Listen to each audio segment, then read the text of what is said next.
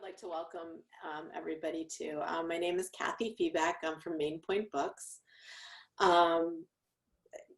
You know, as we sort of pivoted to Zoom events, they've been very entertaining. They've been going well for the bookstore, and we're very happy to be able to do a community event with Radnor Memorial Library, the Baldwin School, and sort of welcome all of you to hear Marisa Porges speak. Just so you know some of the rules of the road, everybody's coming in muted. We ask that you stay that way until Marisa's done speaking. And then at that time, you can certainly ask questions in the chat throughout when they come up, and I'll ask them at the end. Or you can raise your hand and I'll ask you to unmute and you can ask Marisa directly your question at the end of the presentation. She will be speaking for about 20 to 30 minutes. And after that will be the Q&A. If you want a signed, personalized book, you can order it through my website at www.mainpointbooks. And at the end, you'll see a comment section, and you can certainly say if you want it personalized to you in any way. She'll be doing that later this week. Anyway, I'm very excited also to introduce Pat Weiser, who will tell you a little bit about Marisa. Hi, Pat. Hello, everyone. Hi, Pat. I'm very excited to be with you tonight to introduce a wonderful woman. I am currently the chair of the Board of Trustees at the Baldwin School. I'm also the mother of two daughters, two students at the Baldwin School, 9th and 11th graders. Our guest speaker tonight is our current head of school of the Baldwin School. And I have to tell you, when she came to the school, I couldn't have been more excited. All of the parents, really. Her background is incredible, and she provides such leadership to our girls, such a role model for the girls, what they can do in life, day to day on Baldwin's campus. And with this book, she's taken that one step further and provided kind of what she's learned as a Baldwin student and how it's gotten her through life, through her Ivy League education, flying Navy jets, becoming an expert on counterterrorism and national security, her job at the White House as a policy advisor.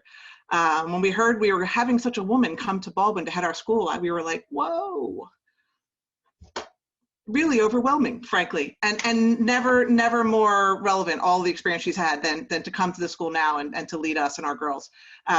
This book brings you a lot of stories about Marisa and how she found her own voice and things she has learned along the way and has put together in this book to help the Baldwin girls and all girls and parents of girls to help their girls find their voice, find their grit and their confidence. And I couldn't be more happy to introduce her tonight to speak about her book that is now out there on shelves for your purchasing pleasure, Dr. Marisa Porges. Thank you, Pat. And thank you everyone for joining us tonight. Thank you, of course, to Main Point Books and to the Radnor Memorial Library for co-hosting this event this evening. It is fabulous to see so many people, as we said initially, from around the world. It is the silver lining of doing a book launch in a pandemic that these moments, for those, whatever time of day or night, we can all get together and have these conversations. I want this to be a conversation. I know particularly for those who've had a long day on Zoom or a long day behind masks that this is a chance to connect and really have a conversation about gender, about girls, but also about women in leadership, right? I mean, some of us on this call have young women, daughters, granddaughters, nieces in our lives, or 575 students at their school. Some of us just are thinking on ourselves about our trajectory as women leaders, our trajectory of how we're mentoring other women in our lives, maybe at work or other places. So to start us off and help with those connections before I'll talk for a little bit, I'd love to hear from 2 or 3 people what brought you here tonight. Besides the fact that you know me and Baldwin and you're here to support me, and I appreciate that too, but either what struck you in the book if you've had a chance to read it yet, or what struck you about the title or the subject that said, you know, I'm going to spend another hour on Zoom and talk about women, gender, leadership, bias, things that our girls need. So this is I'm jumping ahead, Kathy, because I know we'll do the Q&A at the end, but just in 2 or 3 words, what comes to mind? If folks want to unmute yourselves, you don't have to be on video. What comes to mind for the subject and why you're here? It'll help I have a guide the conversation. 13-year-old Yes, go Bob. She's very competitive. Sometimes I'm a little concerned maybe she's too competitive to always has to win the race and that kind of thing. So as a grandparent, I'm just trying to get some insight as to what young ladies in her age range aspire to and what's healthy and what may be pushing the envelope a bit. Wonderful. So we have some idea about competition for young girls, right? What do people with granddaughters, people with young girls in their lives wondering, is there such a thing as too competitive when it comes to girls? I'll challenge that notion later in the talk, Bob. So thank you for that. I saw a hand raised at the bottom there. Go, Martha, please. I'm on the call because I've read the book, love the book, and everyone should know that the book is not a series of success stories. The book also includes examples of when it didn't go so well and what Marisa and what her girls learned from those examples. So I think the book is full of many wonderful stories and very honest stories. So this idea of resilience, right? What that means this day and age to us as women. Other things, one more thing, anything that comes to mind before I get started? So we know what you're thinking about. Hi, my name is Christina. I joined the call tonight because I feel like while I was being raised, I wasn't always raised to be so bold and courageous. And that's something that I'd love to see different in my daughter in her adult life, to be able to feel strong enough to speak out and confident in herself. Thank you for sharing that. And I think that's, I appreciate both the candor and this idea of how we want to prepare the next generation. And I'm going to use that to pivot. So that's a great opening, because the reality is, while we think we've come so far, and we have, right? We've come so far over the past, 50 plus years, just celebrating obviously 100th year of a right to vote. And then we think, oh, well, we've had Title IX, we've had other legislative fixes. We've also had these moments like the last election where we think there's such, we're reaching the era of gender parity. And then we look at the numbers and we look at the data and we realize, wait a minute, there's actually a tremendous ways to go.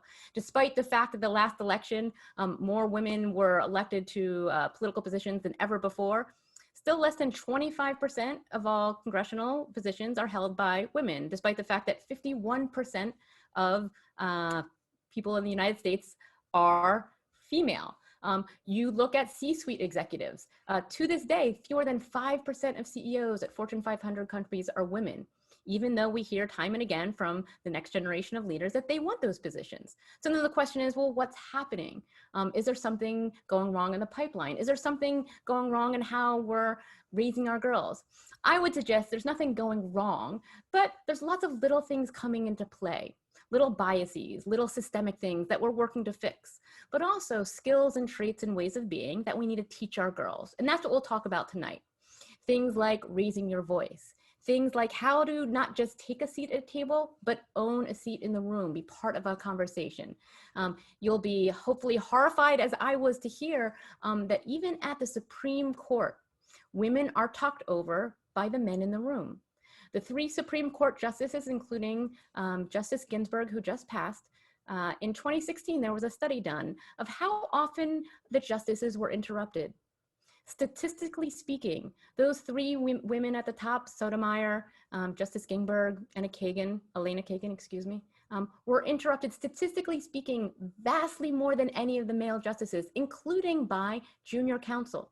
Junior counsel who, by mandate, are not allowed, in fact, to even interrupt a Supreme Court justice, and still did, because there's a norm at play. There's things going on here that our girls to this day will still have to face. And we see it every day at Baldwin in terms of how we talk to our girls, how we think about them, imagining their world, right? They imagine boundless opportunities, but we need to make sure we're preparing them for what's to come. And that's where this book comes in.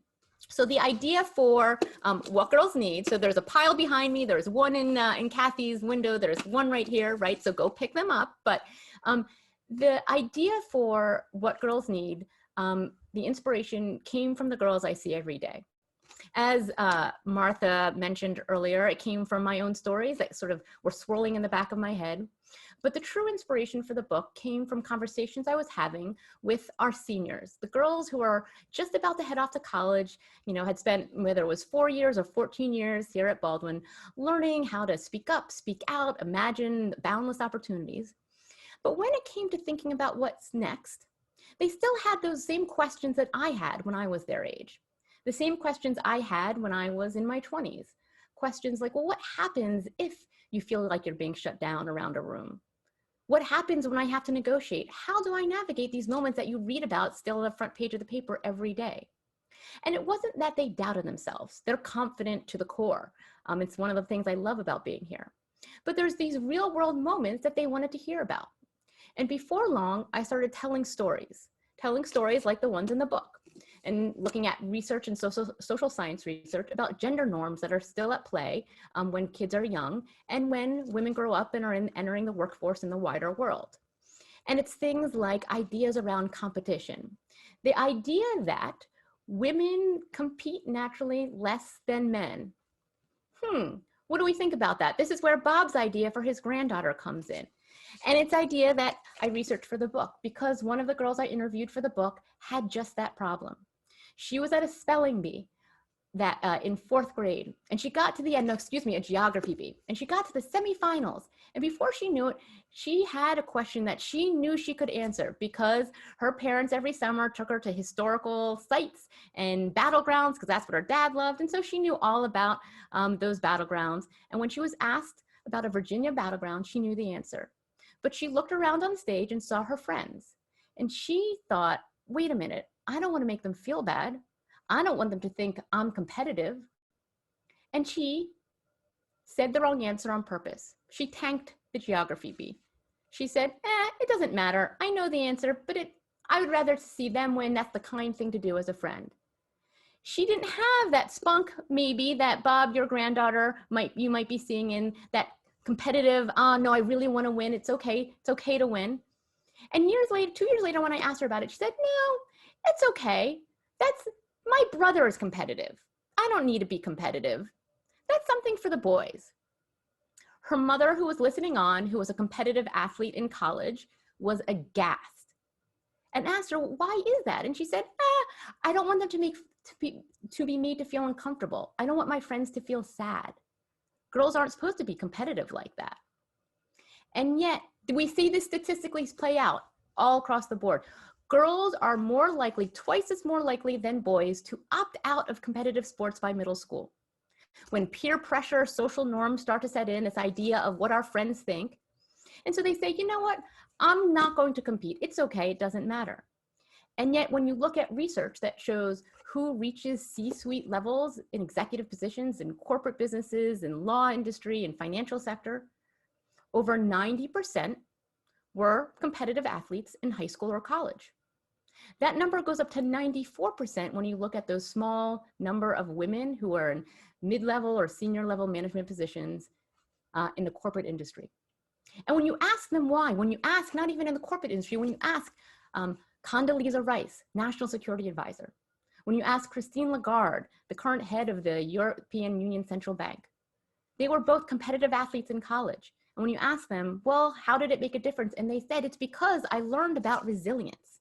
I learned about the ability to do my best. I learned what it was like to want to win and be okay with losing. Again, research that has played out for years.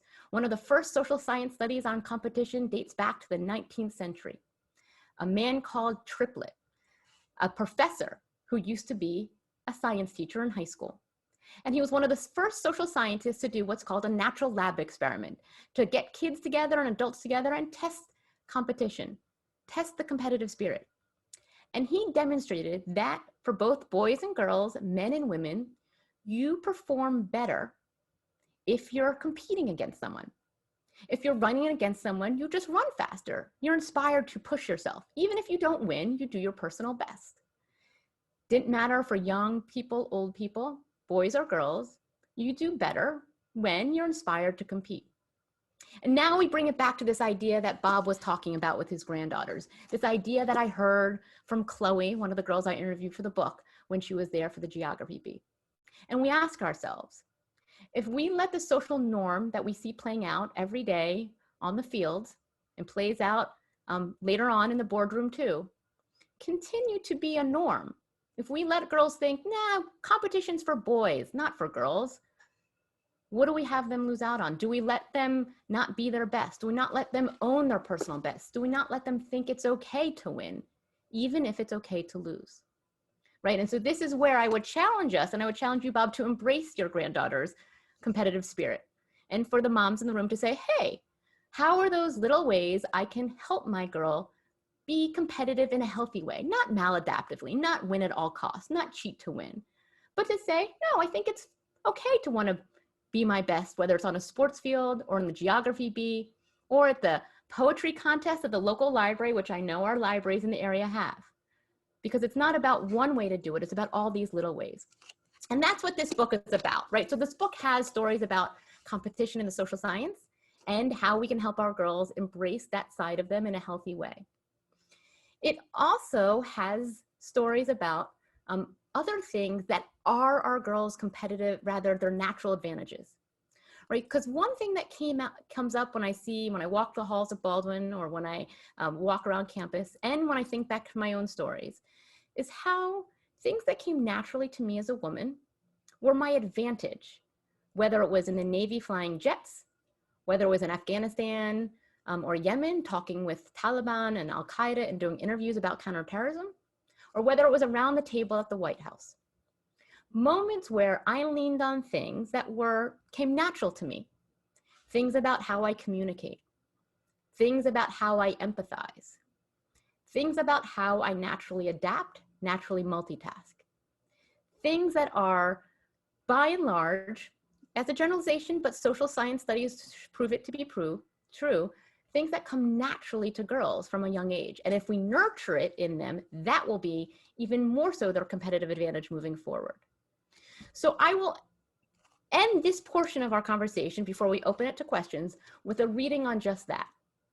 A story about a moment for me, and this one comes from my time flying jets for the Navy, when this idea of my natural advantage, things that came easily to me in terms of how I communicate, relate to other people, develop teams, and as it turns out, problem solve in groups, helped me solve what ended up being a pretty important problem that you'll hear about in the middle of the Pacific Ocean.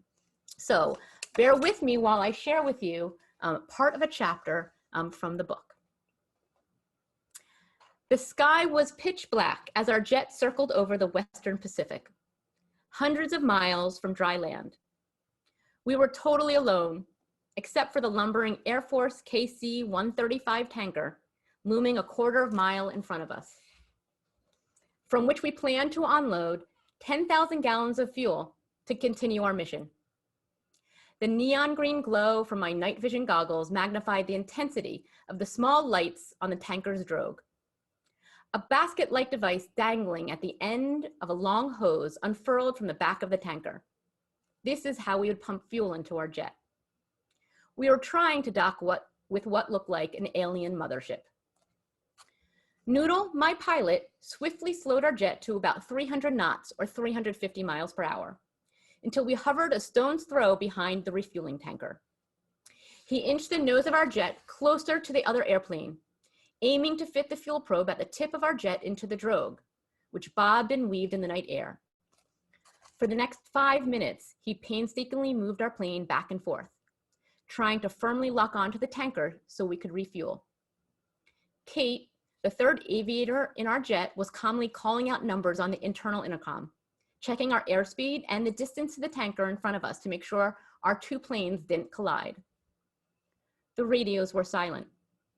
No one from the KC-135 would interrupt right now while we were in the midst of one of the more difficult portions of mid-air refueling. Indeed, one of the more stressful parts of any naval aviation mission. As a second navigator in the jet, I grew more nervous as the minutes ticked by. It felt like hours, and I still hadn't heard our pilot's calming "fuel transfer underway" chirp across the intercom.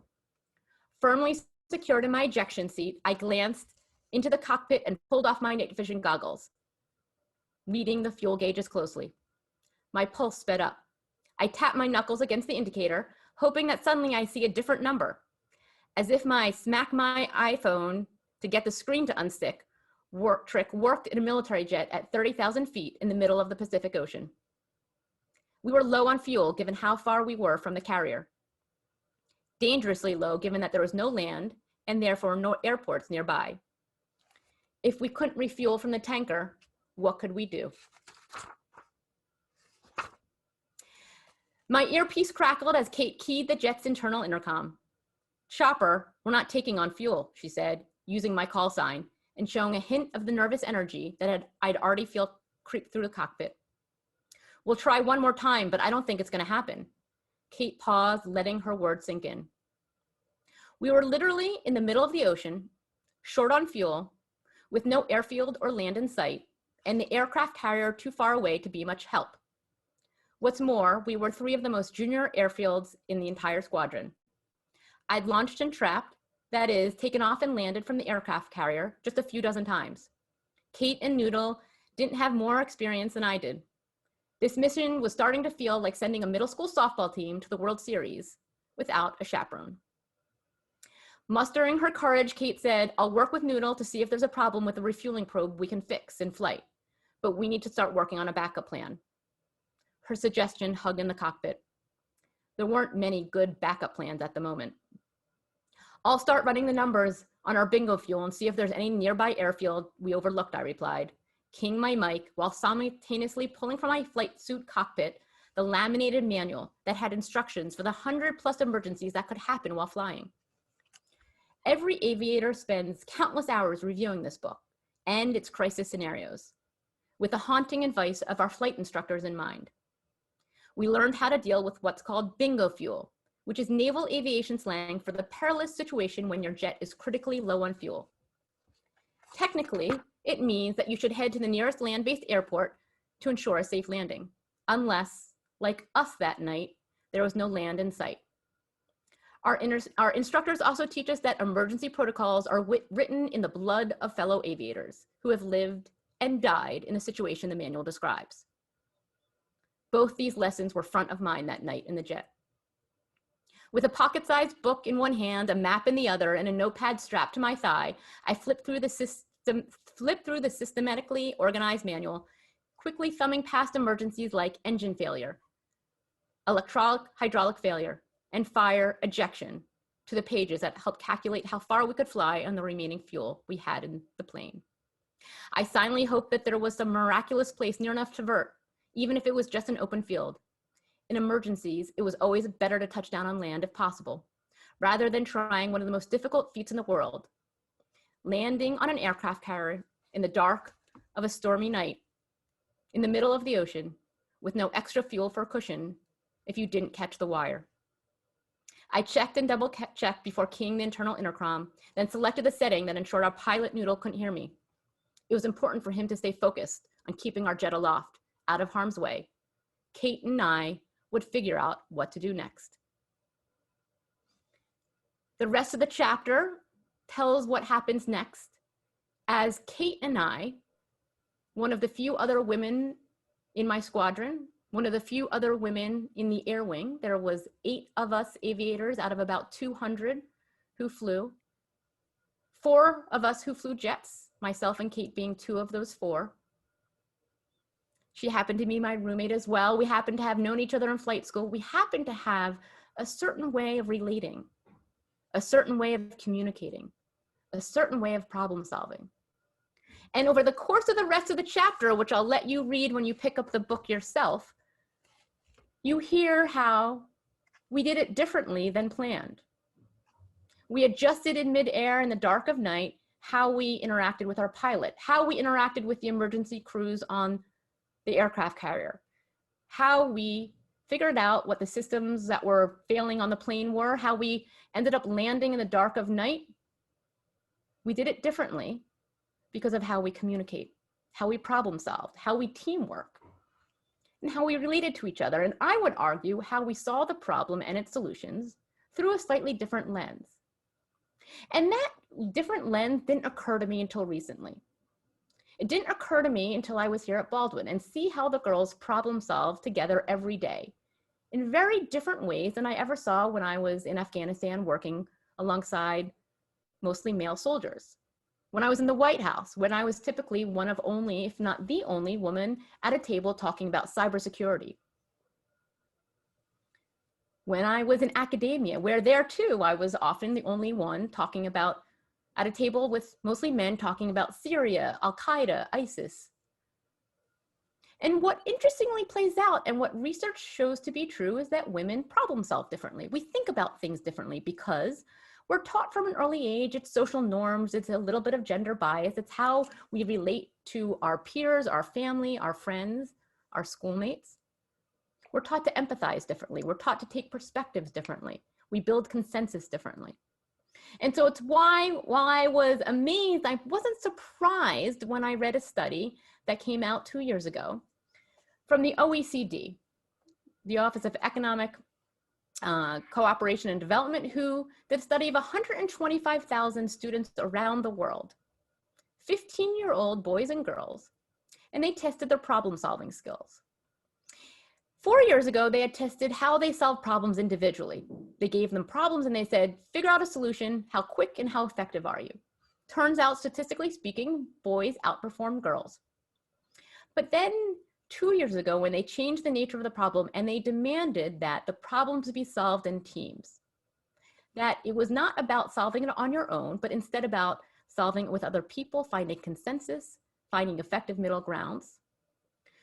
15-year-old girls, when it was normalized for what training they had, what schools they were at, socioeconomic training, first world and third world countries, literally around the world, outperform young boys and averaged 30 points higher and were 1.6 times more likely to be rated top performers in this skill of collaborative problem solving.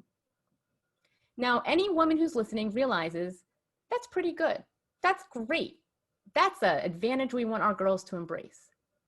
But now when I add the overlay of what people are hiring for, what the future workforce and world, what today's world, but even more needs, will need over the next 10, 20, 30 years.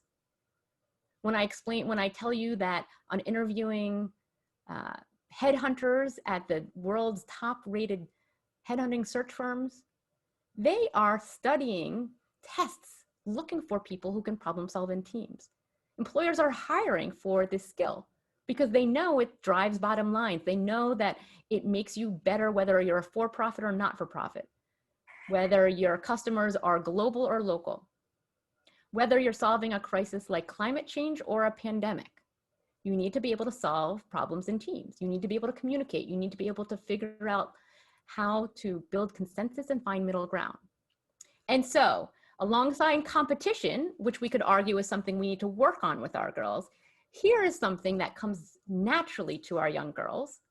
And there are concrete ways we can nurture it, little things we can do to say, that's what we want to instill in them, the idea that their natural self is the way to do it, the way to be.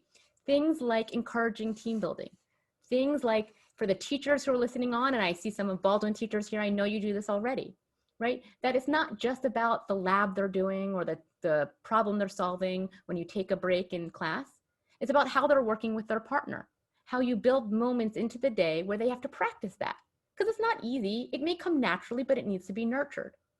For the parents listening in or the grandparents, it's that moment when they get in the car and you don't just ask, hey, how did school do? Or when they mention a problem they're doing in lab or a project they're doing with a friend, you don't just say, how did it turn out? You ask how it worked with their friend. You asked about the moment when it didn't work well and you say, what did you do? What happened when you guys disagreed? What did you do next? Was it easy? Was it hard? What worked? Those are the questions that reinforce for our girls how important those moments are and help them understand that that's not just what you value, but what they should value too. These are just a few of the ideas in the book. I'm happy to go into more ideas about adaptability, empathy, some of the other key skills that our girls have and need to nurture. Also ideas like negotiation and building your voice.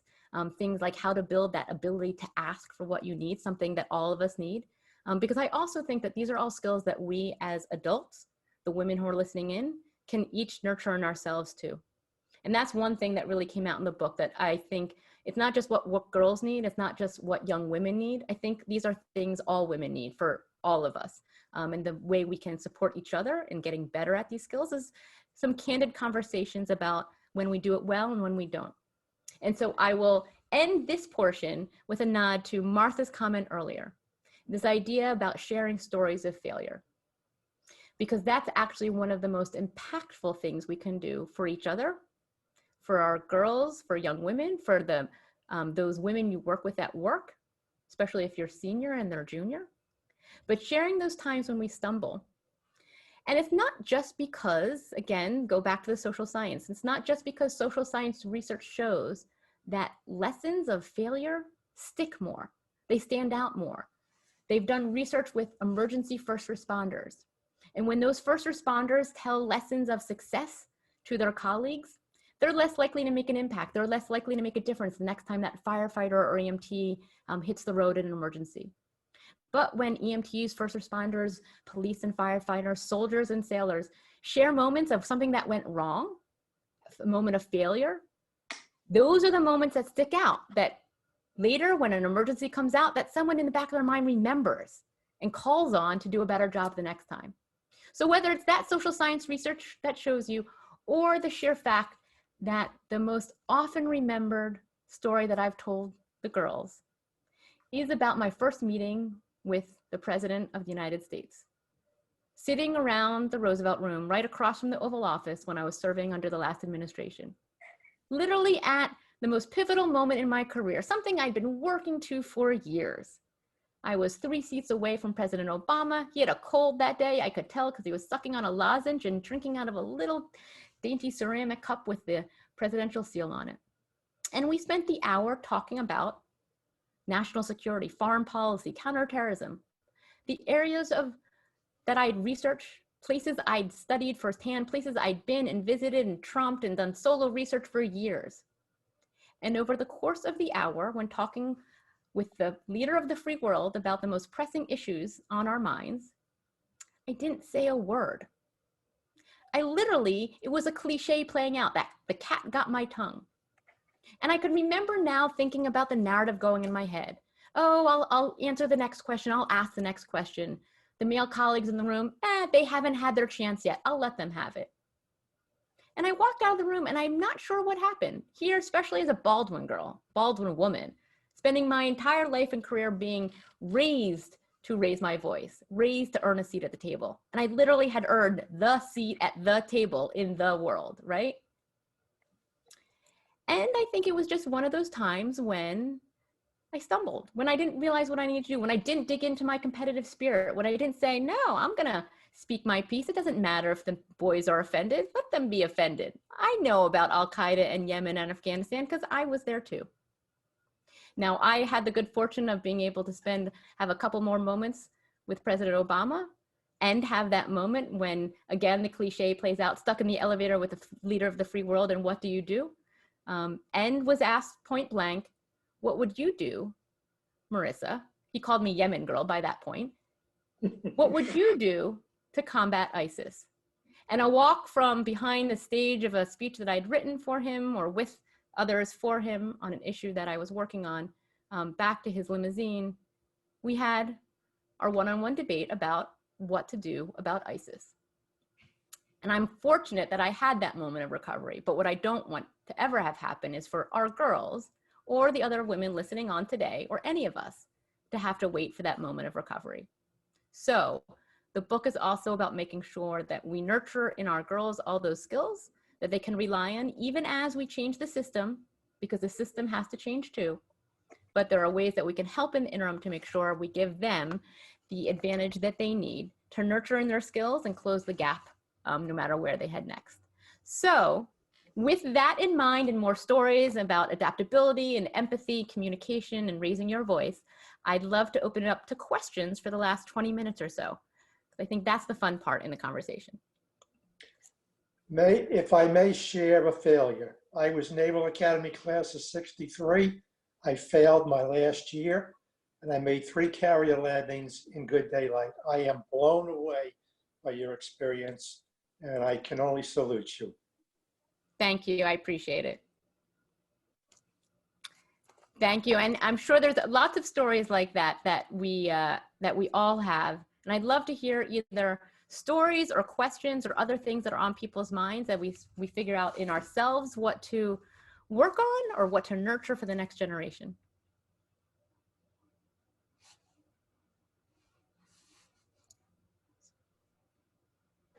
Hi, Marissa. It's Christina again.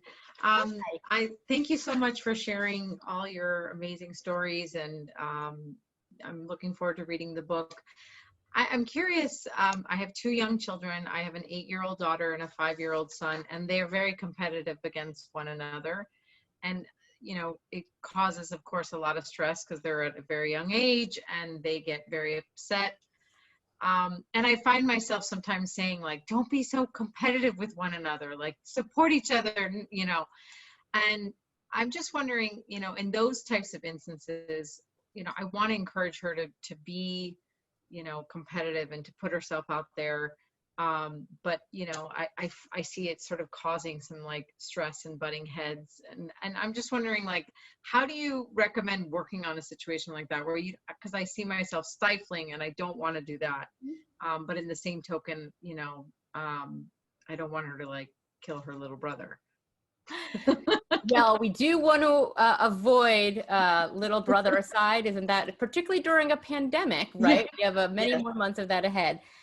So I think there's a couple things to be conscious of, right? And this is where small things make a big difference, right? Small things in our own lives, small things in our girls' and boys' lives, right? Things like, are we sharing the same message to boys and girls? Right. So one thing, and this is, again, you know, it's not about being tough on ourselves and thinking like, ah, I didn't do it right, but just next time we catch ourselves trying to back them off of being competitive or back anyone off being competitive, I guess I would question, are we doing the same thing for the boys? Right. I realize there's an age difference at play, although I'm sure but it'll soon close and the younger brother will take to task his older sister. I'm the youngest of 4, and I will say that my brother is just above me, and he certainly took my older sisters to task at some point, although I see one of them on here, so I don't know if she would claim the same thing at some point. But so I think it's one thing about how we balance the messages between boys and girls, right? That they're not hearing that it's okay for one to be competitive and not the other. There's another thing also about finding the appropriate moments to nurture competition. Right, and this is where it's like the maladaptive form of competition, where it's win at all costs, whether it's always competition, whether it's where they don't like losing, right, where they don't understand that losing is part of competing, right? And so it may be about finding ways to, while at home, and it's hard right now, particularly when we're finding so many times at home and there's fewer opportunities outside the house, but it's about finding other appropriate moments or other ways where it feels right for your girl and your boy to compete outside the home. That could be a local sporting event or a team, right? It could be a soccer game, club, excuse me. It could be something, it's unusual. There's actually specific board games that are about collaboration, not just competition. One that I actually had to remove from the book right before it went to press is called Pandemic. It's literally the girl's favorite. I know you can't say it now because it's, you know, a little bit too close to home, but it's actually a game where they're competing, but they're also collaborating together. And so then they're competing against an external quote unquote enemy, AKA in this instance, a pandemic. But there's other ones that are similarly like that. The book has a few of them about ways that we can use games that are competitive games, but also nurture problem solving and team building, or finding other moments. That's one that you could use in the house with your kids, but also finding other moments so that if the message is don't compete with your brother, it's not don't compete. It's let's find other moments for you to compete. Because I think it's a great, and it just, you know, she'll listen. She sops up everything you're saying, whether or not you realize it. It's not to make a big deal out of the little moments, but it's just to remember that the next time you see something that will suit her, a poetry contest, an art contest, a sports contest, say, hey, that sounds like something you'd enjoy, throw your hat in the ring. It's interesting because that act of throwing your hat in the ring, that's part of the act of competing, which we overlook. And it's one of the most important parts of competing that falls away in the gendered way as we get older. It's one of the reasons why, to this day, less women are likely to enter political contests than men when they hear the contest is competitive. Statistically speaking, when men are asked, would you run for office, and women, they're sort of a little, they're on par until you define the political contest as competitive, as you will be writing it, not just uncontested, but against someone. Then the men say, it doesn't matter, I'll still throw my hat in the ring. And the women say, maybe not this time, I won't try. And that's what we're trying to diffuse. That's the thing, we're trying to build a muscle memory in our little girls, in our young women, in ourselves, to say, I'm gonna go for it. I would also leave you with the idea of being proud of when we compete. And this is something that came out of that conversation I had with Chloe and her mother about the moments when we as adult women celebrate competition and celebrate ourselves competing. Competing is going for the PTA president's role. Competing is going for a big job. Competing can even be going for that next apartment, right? Against somebody else and having to negotiate. And it turned out that Chloe's mom had just gotten a big job, one that she had to compete against other people and go for multiple rounds of interviews, a job that her daughter knew she was going for. But because she had never described it as this moment of competition, of throwing her hat in the ring, of having to be judged by peers and being okay if she lost, her daughter hadn't even realized it was a competition. She knew to be proud of her mom for getting the job, but she hadn't thought about it as oh, that's kind of like what you have to do when I run for president of my class, right? Or when I put my poetry in for the library poetry contest. Again, these are all just little ways. We don't have to do them all. It's about picking the ones that feel right at a given time, at a given age, and just keeping them in mind, because the years are long and there's many chances to reinforce these ideas with our girls. But thank you for asking, Christina. It was great. Thank you. Other things on people's minds. For non-video participants, this is the time to just go ahead and unmute or type a question into the chat box. Kathy, may I be next? Go for or it. Marisa? I'll go for it. Okay. Thank you so much.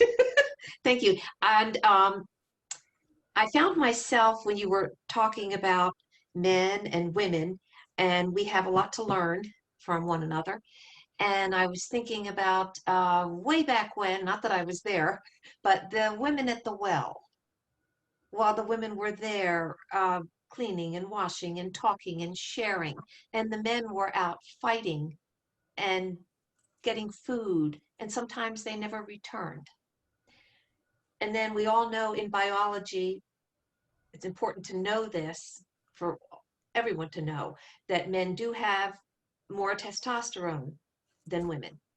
And not that that can hold us back, but I thought of like that time when you were with President Obama.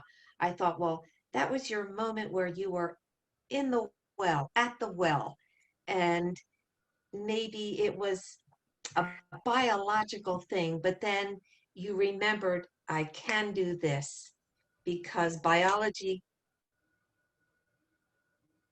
is not our destiny. And you had something kick in, it kicked in, it was there. You learned to tap it because you learned when you were Baldwin a long time ago that it's there, it's within you. And, you know, there is a natural, there's biology for all of us to know and to teach young girls also about that, I think. So what's your opinion on that?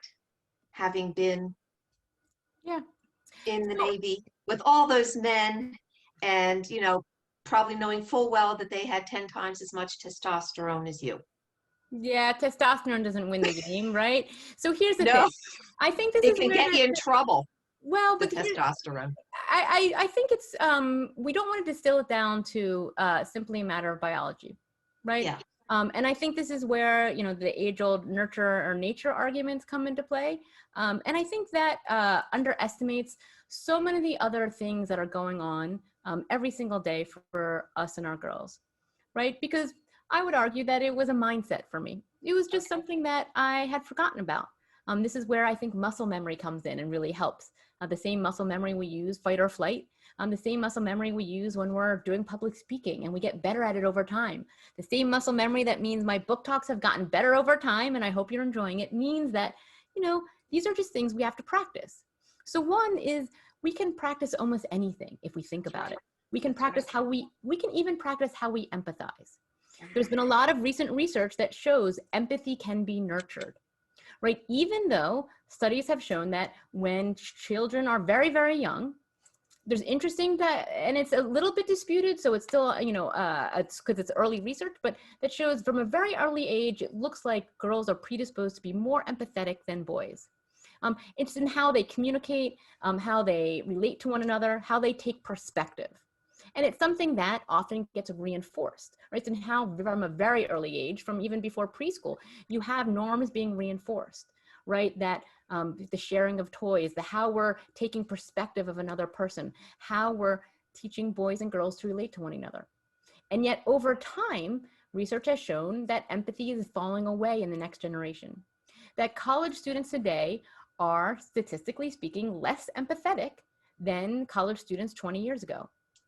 Even as we know that empathy is critical to how we relate to one another, how we function in a workplace or at home, how we drive a bottom line when it comes to profit even, right? It's why they've actually begun teaching people empathy in major companies, even old traditional ones. Ford Motor Company now teaches their engineers how to be empathetic. Young engineers, when they join Ford Motor Company, Ford, have to don what's called an empathy belly. It's literally a suit that mimics what it feels like to be a third trimester pregnant woman. It has a belly, it constrains your chest. They have to spend time getting in and out of Ford cars with that empathy belly on to experience what it's like to be one of their pregnant customers, so that the engineers can design the cars with those customers in mind. And it's not because Ford is candidly so selfless, it's because they understand it makes their engineers better. That by thinking empathetically, they can take the perspective of their customers and do a better job at their design and their design thinking. Now we go back to what you were saying earlier about nature, nurture, biology. I would argue there's so many more complicated things going on, right? Because there's something going on in the wider world that is disincentivizing empathy amongst our kids in the next generation, right? It's actually not gender specific. Both boys and girls, men and women, when they get to be in a college age, empathy falls away. So that's one thing to keep in mind. And the other thing to keep in mind, I would argue, is the daily experiences of our young women and our adult women too. I imagine every woman listening on, or every husband with a wife, or every husband who's taken a close listen to what their daughter or niece or friend from college who's a woman has complained about or talked about when they come home from work, can think of a moment where gender bias or gender dynamics came into play. And it's not necessarily gender harassment like we read on the front pages of the paper. It could surely be the fact that most women I know take a scarf with them to work, have a sweater under their desk, may carry an extra layer with them when they go into the office. Now, we haven't been in offices in a long time, but if you remember what it was like, you may think, hey, that's me. It's actually because, and there's research that has shown that the temperature setting in most office buildings has been set by a historic algorithm that is based on the body temperature of men. And their body temperature runs slightly different, and so they prefer, they feel more comfortable when it's slightly cooler. It's the same dynamic at play, and there's a whole book on my shelf behind me, Kathy. If you're looking at books, there's one behind me that has all this research that shows this is still going on. It's the same research at play that made it the fact that we go back to my time in the Navy, right? It didn't matter that you know, biologically we were differently built, that my, you know, it didn't matter inherently that I'm stronger, more I'm more petite, shorter, my arm length is different, that there's a lot of sort of maybe biological differences. What mattered was that the equipment I was wearing had been designed with men in mind.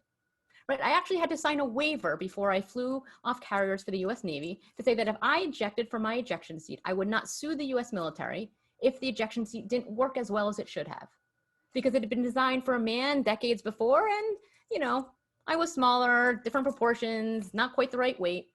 It would probably work, but if it didn't, don't worry about it. I was happy to sign that away. Sorry, Mom, who's actually listening tonight, because I was so excited to fly and it didn't really bother me because I would be okay. But My point is there are a lot of not just biological or nature and nurture things going on, but there's a lot of systemic underpinnings that are still in the wider world that we don't even realize are happening, that end up being daily moments for our girls. They could be little, but over time and as they layer on and build up, there are things that we need to be honest with our girls that they'll face and they need to be prepared to deal with no matter where they head next. So slightly different take on the biology part of things, Pam. I think Ricky has a question if she wants to unmute and ask it. Thank you. Go ahead, Ricky. Well, I was just raising my hand because I had that experience about bringing the scarf in, and then I forgot how Zoom worked, but I can ask you a question. Love you, Marissa. I went to Baldwin. I played field hockey with Marissa, so we've known each other for a long time. So I had that experience, and my 2 younger sisters also went there. But I find it I find it so interesting, just the messages that the messages the girls get at such a young age, how to even at like 2nd grade, where my son's in 2nd grade. So I see like 2nd grade girls, I see them struggling already in school, like in co-ed schools. And I don't know if you could just talk a little bit about like the all girls school thing, and if that's part of, I mean, I know we can do work on what all girls need like at any time, but just that piece of it, why it's unique and helpful. Yeah. Thank you, Ricky. And speaking to that, I mean, so for those of us who've had an all-girls experience, whether it's Baldwin or summer camp or an experience in your church or synagogue or mosque or something else, right? Some other moment where you've been surrounded in a particular way with other girls, other women, it is a unique moment. And I think it's a unique moment in particular for how it helps girls practice their voice. Right, and that's actually the starting point for the book, right? For those who've just picked it up, you'll see that one of the first chapters is stories about voice. Stories about how we nurture in our young girls the chance to speak up. And it's based on, the story I just told about my time in the White House. It's also based on something that I saw when I was here at school a few years ago that so incredibly impressed me, because it was something that I was both shocked and amazed by and incredibly proud of, and something that I don't think many girls would be able to do. And that's when one of the teenage girls at my school was sexually harassed in a public setting. And it was the stuff that candidly happens all the time. Catcalls, body shaming, sort of, but made to feel scared, made to start running, called after in a way that when she got to her mother's car, not yet driving age, her and her friend, and they were scared. But it's what they did next that so impressed me, that I don't think many young teenage girls do, because statistically speaking, most college age girls don't, right? The reporting of moments of sexual harassment, the reporting of moments of sexual discrimination, things that we're seeing it play out on the front page of the paper aren't typical, because it's hard.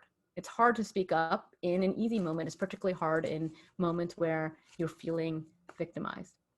But what the girls did was they wrote a note to the president of that college and explained what happened in a very professional way, in a way that for a teenage girl, I was like shocked and amazed. But then with even more amazing was within 24 hours, they got a response and it said, can you come talk to us? We'd like to know more. And within 24 hours, they were sitting with an older white male. These both girls were not white themselves, and so there was both a gender dynamic and a race dynamic. The head of security and the head of HR to talk about what happened. And sure enough, they found on a video exactly what the girls had experienced, and soon enough, the men who had done the harassing were appropriately disciplined. But what the girls wanted to know was, in their email, because I was actually provided a copy in the conversations that followed, was, we'd like to know, do you have sexual harassment training? Because if not, we think you need to do it again. We think there's a conversation here, because this is not how young women should be treated. And it's moments like that that speak to this idea of how we teach voice from a young age, because it is something we need to teach early on. And it is something that does get nurtured differently in all girls environments. Again, whether it's a play group or a school or a summer camp or an after school program. And so it's something that I encourage everyone to find, and even now as an adult to find for yourself, because being surrounded by women does help nurture your voice. Now you think, how is that? Why is that? Well, there's a couple things going on. Part of it is, again, how we relate to each other. Part of it is how we support one another differently. Part of it is this idea that there's no gender norm with speaking out. And it's why when they've studied play groups of elementary school students, and they've looked at play groups where there's just girls and play groups where there's boys and girls. In that group where you have boys and girls of groups of 3 or 4 playing on a playground around age 10, so we're thinking like 4th or 5th grade. If there's both boys and girls, the boys will speak out 3 times more often than the girls. They will ask questions, they will cheer with each other, they will talk with each other 3 times more often. You take that same young girl and you move her to a different part of the playground, you move her to a different room, maybe a different classroom, maybe a different sports team, and surround her with just young girls. She will suddenly speak out at the same rate as that male peer did, that male classmate, the male teammate, the male play date friend did in that other environment. Again, there's a lot going on here, social norms that happen very young, things that happen at home, in schools, other places. But one way that we can combat it is finding moments and finding ways where our girls feel comfortable speaking out. And so, Ricky, I do think all girls environments have been shown to do so.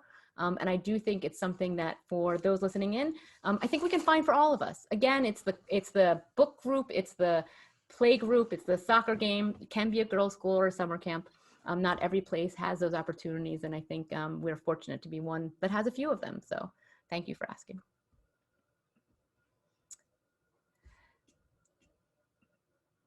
I don't know if there's any other questions. I know we're at the top of the hour. I also know it's always late on a weeknight. If there's any last question, oh, we see one of our young girls right there